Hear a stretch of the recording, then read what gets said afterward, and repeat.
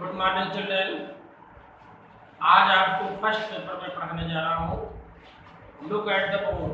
Board में देखिए, ये नोटिफिकेशन लिखा हुआ है और इंग्लिश टेक्स्ट बुक में प्रोज में बिल्कुल नई किताब लगी हुई है जिसका नाम है फॉर्मिल।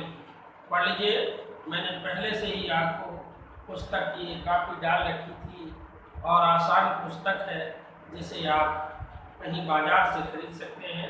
सस्ती कीमत की अंग्रेजी की किताबें हैं, अतिशीघ्र आप व्यवस्था कर सकते हैं। जिन बच्चों के पाठ पुस्तकें हैं पुस्तक खोलें, पुस्तक में देखें। ये नया लेसन आपका है, lesson first, the portrait of A lady. The portrait of A lady. Lesson का नाम इसी प्रकार डाल लें अपनी कॉपी में, आपकी डेट डाल लें। जैसे हम लोग अच्छे ढंग से कार्य करते हैं उसी तरीके आप भी अपनी फेयर कॉपी में ही ये सब काम करें। फिर नीचे देखिए मैंने लिखा डिफिकल्ट वर्ड्स, कठिन शब्द। ये आप सहयोग करें हमारा। कोरोना काल में विद्यालय बंद होने के कारण जो इलेक्ट्रॉनिक मीडिया के द्वारा पढ़ाई हो रही है उस पर आपको अच्छे ढंग से सहयोग करना है।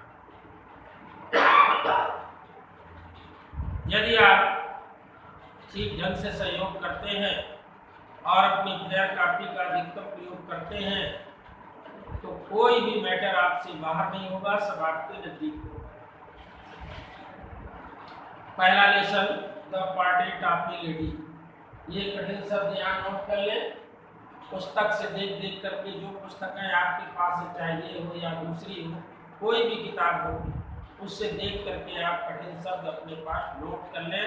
यदि कोई शब्द छूट जाए तो हमारी आवाज़ सुनकर उसे भर लें, पूरा कर लें, अन्यथा फिर स्कूल खुलने पर और अधिक मदद आपकी हो जाएगी। तो ये लेसन में आपको पढ़ाने जा रहा हूँ। समय को ध्यान में रखते हुए स्पीड से हम चलेंगे। आवश्यकता पड़ी तो फिर कभी रिपीट भी करेंगे, पर फर्स्ट अटेम्प्ट ही आपको डीपली वॉच करना है, डीपली देखना है। पुस्तक खोल लीजिए, पुस्तक में पहला लेसन निकालिए। नाम है the portrait of A lady. इसको लिखा है खुशवंत सिंह। पहले लेसन के राइटर खुशवंत सिंह हैं। इन्होंने जो पाठ में लिखा है मैं पढ़ता जा रहा हूँ और अर्थ भी बताता जाऊँगा आपको, लेकिन थोड़ा सा ध्यान रखना है कि हमें इस लेसन को आज ही पूरा भी करना है। My grandmother like me, Wadi's grandmother was an old woman. She had been old and wrinkled for the 20 years that I had known her.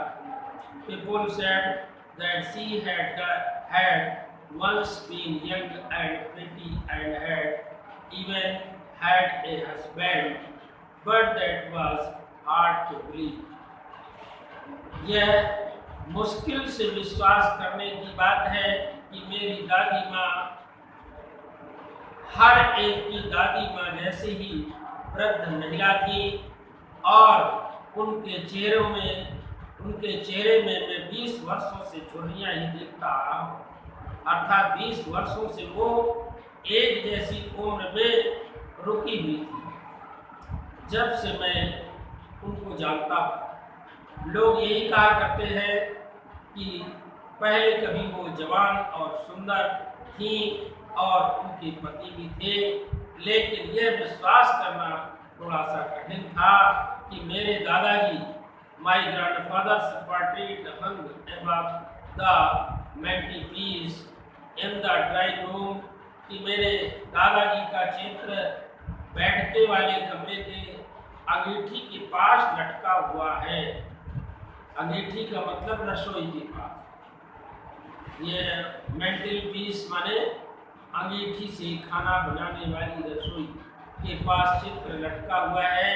ही और ए बिग टर्बन, वो बड़ी सी पगड़ी बांधा करते थे। एंड लूज फिटिंग क्लॉथ्स, और ढीले ढाले कपड़े पहनते। Hedge long white beard covered the best part of his chest, उनकी लंबी सफ़ेद दाढ़ी उनके सीने के अधिकतर भाग को ढके रहती थी। He looked at least 100 years old, लगभग 100 वर्ष की उम्र वाले वो दिखाई देते थे। He did not look the sort of person who would have a wife or children. कोई भी नहीं महसूस कर सकता था कि वो पत्नी और बच्चों वाले व्यक्ति होंगे। He looked as if he could only have lots and lots of grandchildren. केवल लोग यही अनुमान लगा सकते थे कि उनके बहुत से पोते और पोतियां होंगी। As for my grandmother being young and pretty, जब कहा जाता है मेरी दादी माँ कभी युवा और सुंदर थी, the thought of almost revolting, वो प्रायः यही विचारों में डूबी रहती थी।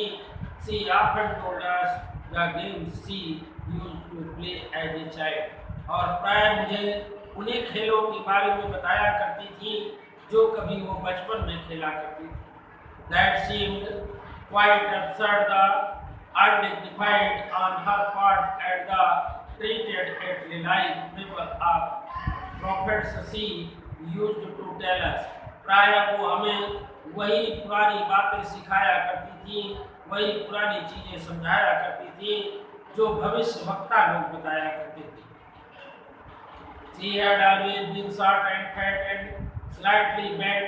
वो थोड़ा सा छोटे कद में मोटी सी थी, झुकी हुई थी और उनका चेहरा कहीं झुर्रियोंदार ही दिखाई देता था जब कहीं वो दिखाई पड़ती थी। We were certain she had always been as we had. जब भी हम लोग उसके पास जाते, उनसे पूछते, old, so terribly old that she could not have grown older. वो पहले की तरह ही वृद्ध हमें दिखाई देती and had stayed at the same age for 20 years. और जैसे 20 वर्षों से उनके शरीर का स्वास्थ्य एक जैसा बना हुआ है। She could never have been pretty. वो पहले बहुत सुंदर नहीं थी, but she was always beautiful. लेकिन उन्हें सुंदर ही कहा जाता था। She hobbled about the house in spotless white with an hand resting on her breast to balance her stoop and the other telling the beads of her rosary. वो प्रायः घर में ढीले ढाले कपड़े और धब्बा रहित सफेद वस्त्र पहना करती थी, कमर से थोड़ा झुकी हुई थी, इसलिए बैलेंस बनाने के लिए वो एक हाथ कमर में रखे रहा करती थी और कुछ न कुछ गुनगुनाती जाया करती। Her silver locks were scattered and tightly over her pale puckered face, और उनके पीले मुस्कुराते चेहरे को ढके हुए उनके सुनहरे बाल सुशोभित हुआ करते थे। And her lips constantly moved in inaudible prayers, और उनके होठ प्रायः शांत प्रार्थना गुनगुनाया किया करते थे। Yes, she was beautiful. हाँ, वो सुंदर ही थी। She was like the winter landscape in the mountains, an expanse of pure white sea, breathing peace and contentment. प्रायः देखने में वो प्रकृति के अनुकूल दिखाई देती थी और प्रकृति के साथ जुड़ी हुई वो अपनी क्रियाकलापों को भी किया करती थी, अर्थात शांति और संतोष भाव की थी, एक ही लय सुर से कुछ कहने वाली थी। My grandmother and I were good friends. मैं और मेरी दादी अच्छे मित्र थे। My parents left me with her when they went to live in the city. मेरे माता पिता जब शहर में रहने के लिए गए तो वो दादी के पास ही छोड़ गए थे। And we were constantly together. हम प्रायः दोनों लोग साथ साथ रहा करते थे, अर्थात हम और दादी। She used to wake me up in the morning and get me ready for school. वो प्रायः मुझे स्कूल समय से पहले जगा दिया करती थी और स्कूल के लिए तैयार कर दिया करती थी। She said her morning prayer in a monotonous she sing while she bathed and dressed me in the home. जब वो मुझे नहलाती और कपड़े पहनाती तब भी वो प्रार्थना गुनगुनाया ही करती थी। that I listen, और मैं वो प्रार्थना सुन लेता था and get to know it by heart, और इससे उनकी हृदय की आवाज मुझे जानने को मिलती थी। I listened because I loved her voice, मैं सुना करता था क्योंकि उनकी आवाज मुझे पसंद थी। But never bothered to learn her, लेकिन उन चीज़ों को सीखने में मुझे कोई परेशानी नहीं होती। Then she would fetch my wooden slate, which she had already washed and plastered with yellow chalks. तब वो मेरी वो दस्ती उठा के दिया करती थी जो पहले से ही पीले रंग की खड़िया से पुती होती थी। एटनी अर्थनिक पार्ट और एक छोटा मिट्टी का दवात भी था, ए रेड पेन और एक लाल कलम। Tie them all in a bundle and had to eat to be, वो एक कपड़े के बंडल में बांध कर उन्हें रखा करती थी और फिर वो बंडल मुझे ला कर दे देती।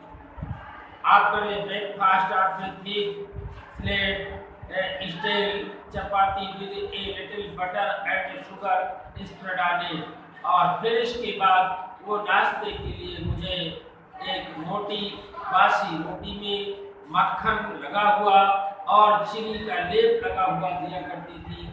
We went to school, नाश्ता लेकर हम विद्यालय चले जाते थे। She carried several stale chapatis with her for the village dogs, और जब वो विद्यालय मुझे छोड़ने जाती थी तो कई बासी रोटियां अपने साथ गांव के कुत्तों को खिलाने के लिए ले जाया करती। अर्थात दादी माँ काफी दान भी किया करती थी। My grandmother always went to school with me because the school was attached to the temple. मेरी दादी माँ प्रायः स्कूल मेरे साथ जाती थी क्योंकि विद्यालय मंदिर से सटा हुआ था। The priest taught us the alphabet and the morning prayer. वहाँ का पुजारी हमें वर्णमाला का ज्ञान कराता और प्रार्थना भी सिखाता था। While the children sat in rows on either side of the veranda, जब सारे बच्चे बरामदा में पंक्तिबद्ध होकर बैठ जाते थे तो वो प्रार्थना का गीत प्रारंभ होता और वर्णमाला प्रारंभ होती थी। My grandmother sat inside reading the scriptures, और मेरी दादी माँ अंदर बैठकर धार्मिक किताबों का अध्ययन किया करती थी। When we had both finished, और जब उनका अध्ययन समाप्त होता था और हमारी प्रार्थना समाप्त होती थी, we would walk back together, हम लोग घूमते टहलते फिर वापस आ जाते थे। This time the village dogs would meet us at the temple door, और उस समय लौटते समय गांव के कुत्ते मंदिर के दरवाजे पर मिल जाते थे। They followed us to our home, crawling and fighting with each other for the chapati we threw to them, और वे कुत्ते घर तक हमारे लड़ते झगड़ते चिल्लाते चले जाते थे क्योंकि जो रोटियां हम फेंकते थे उनके लिए वो झगड़ा किया करते थे। And my parents were comfortably settled in the city, जब मेरे माता पिता आराम से शहर में रहने लगे, they sent for us, तो उन्होंने हमें भी बुला लिया। That was turning point in our friendship, अब हमारी मित्रता का यही बदलने का स्वरूप था।